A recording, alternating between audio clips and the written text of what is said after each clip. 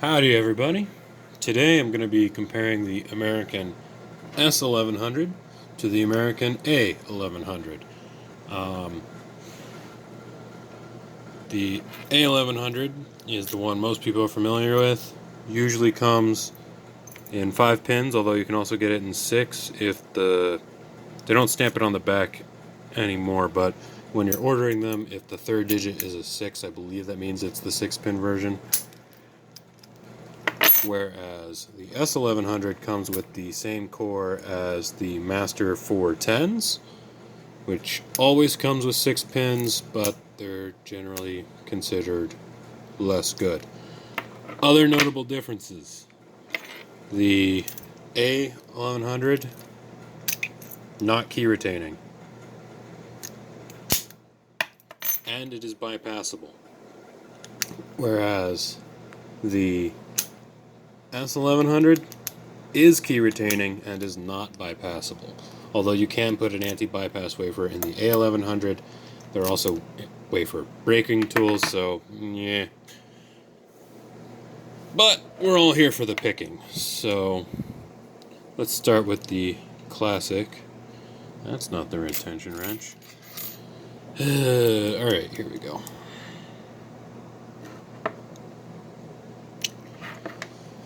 Now, generally, the A1100 is considered more difficult. I find them a little bit easier, probably just because I have more experience with them, or because all of my 410 and S1100 cores are old and grimy and gross. Come on. What's holding me up? There we go. Okay. Before you pop the shackle back in these, it's always a good idea to lock them up again, because the spring in the back can sometimes knock them in upside down, and that's a pain in the ass. Other thing, this core is sprung on the A1100. S1100, not sprung. Completely dead. Alright, let's pick the S1100. Bottom of the keyway on this one. Same pick. Got this one used, so it's, shall we say, a little bit grimy.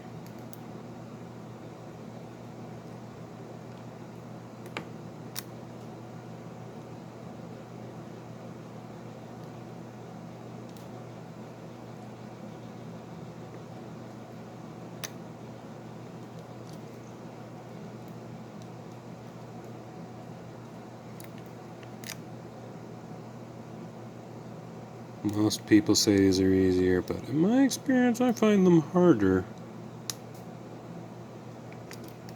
There we go. Overset the last one, but then I dropped it back down and she opened right up. Okay, let's gut both of these, shall we? Alright, so we can see what the difference in the pinning looks like. Alright.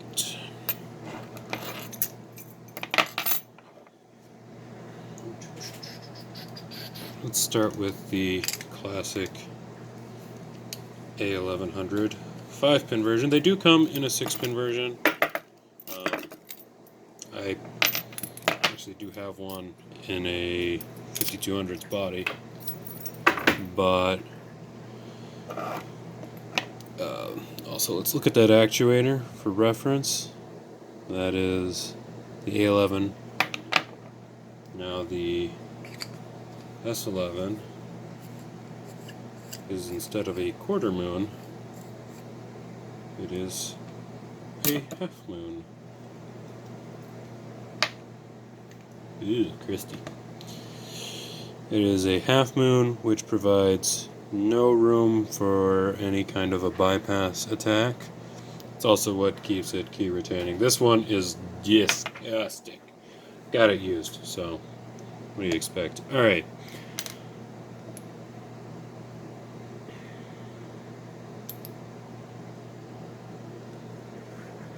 As you can see, they are, from the outside, similar, but not identical. The face of this one, of the A1100, is a little bit bigger, and the top of the Bible is a little bit more rounded. And tailpieces are different. Other than that, exactly the same. Mechanics-wise, they operate the same.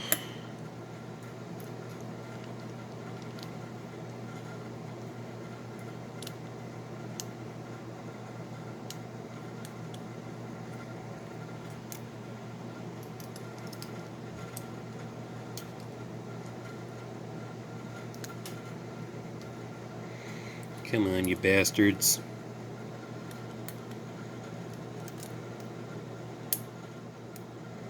There we go. Alright.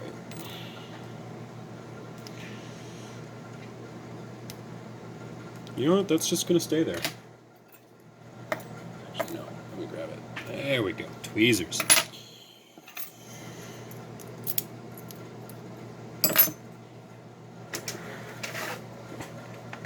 Put this. Grab a AAA battery to use as a follower. Actually, let's turn this the other way and put in a shim. This might be a little bit longer than my usual videos on account of how I've got to deal with two locks. It's actually reasonably tight.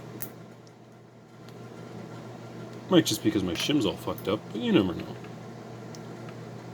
Could also actually be good.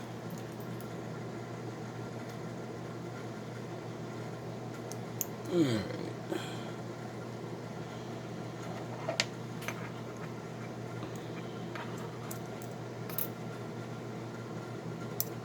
Reasonable bidding on this lock. Not super crazy, but it's not terrible.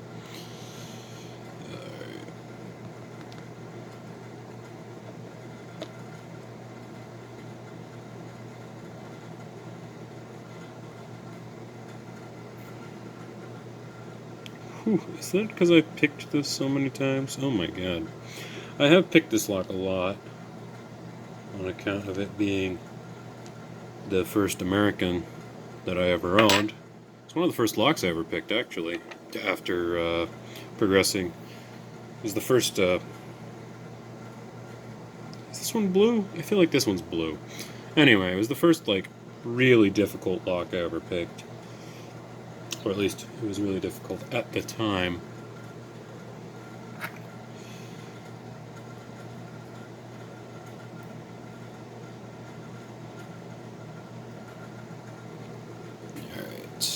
Serrated key pins, as we've come to expect on all of these.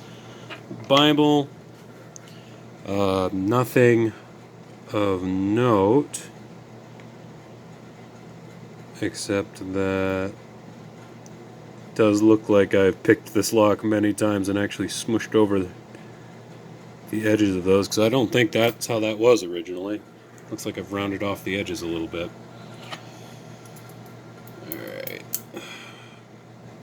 Also, apparently, the S11s, because they're the 410 based core, have multiple keyways, whereas the Americans are pretty much all the same. Or the A1100s are all the same. Alright.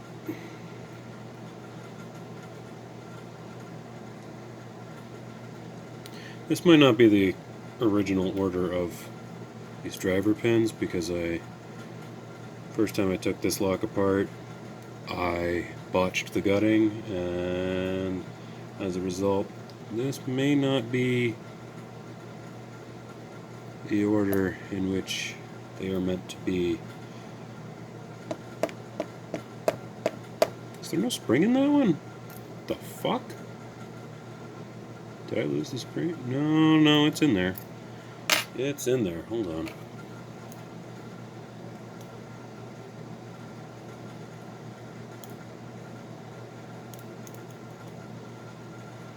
Oof. Looks a little damaged.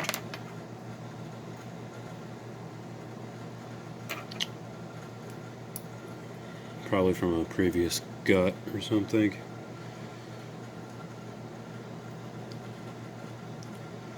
This lock's only like a year old, so it's in reasonably good condition.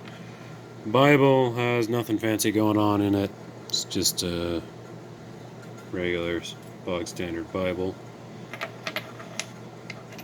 Alright, and now for the S1100, which is crusty as fuck.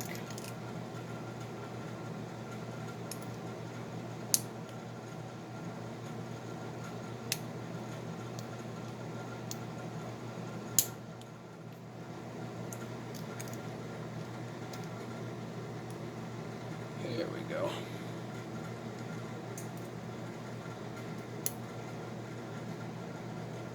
Yeah. Alright. I'm only going to rotate this one slightly. Count how the tailpiece goes.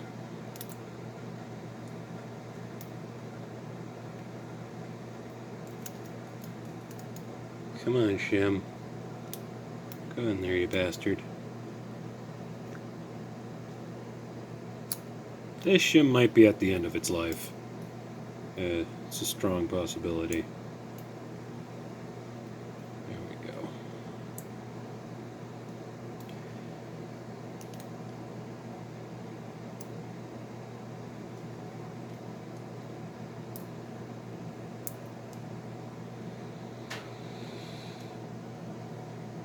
Uh-oh. So the first noticeable difference is that the core is actually slightly smaller. Huh. Alright. Well, what I'm going to do is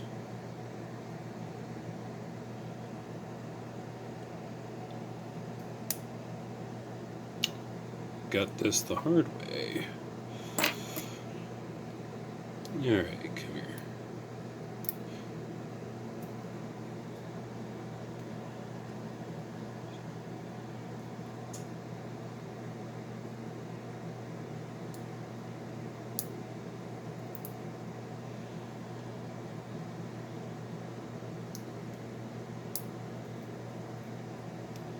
Springs in this lock are definitely a little bit stronger.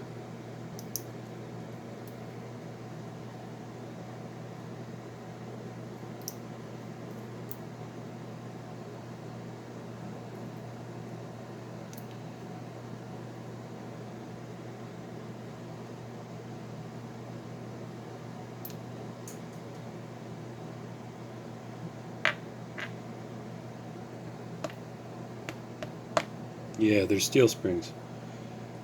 So that would be why they're a little bit more powerful. It uses steel springs instead of copper springs. I honestly can't tell the difference between the strength of springs when I'm picking. Doesn't really make any difference to me. Again, nothing in the Bible of note. And the core,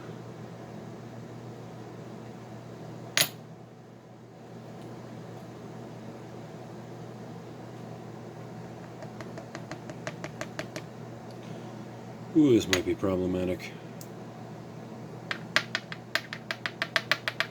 There we go. Very grimy. That's what I get for buying them used, though. These came out of a factory. This lotto lock was definitely used for its intended purpose. Hence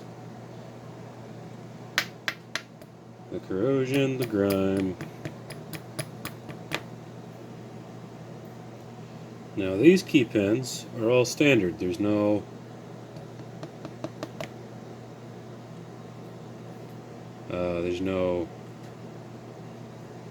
serrations on these. Oddly, the last one is red. Not sure what that's all about, but anyway. And here we go. Here is the core. And it too has nothing special going on other than a bad case of corrosion. Now, to compare. If you look, these are the pins from the S1100. Steel springs instead of copper, and you'll notice that the spools do not have any serrations on them. They are just spools, and the one serrated pin has very, very shallow serrations that honestly you can't even see through the grime on camera, I'm pretty sure. Maybe a little. As compared to the 1100, which has spools that have the tips of them serrated. Key pins are all serrated, and the serrated pins are a little bit better defined. Which is why these are considered more difficult than these, generally. Not always, but generally. Alright, well, that's all I have for you today. Thanks for watching. Subscribe if you're new. I'll see you later this week.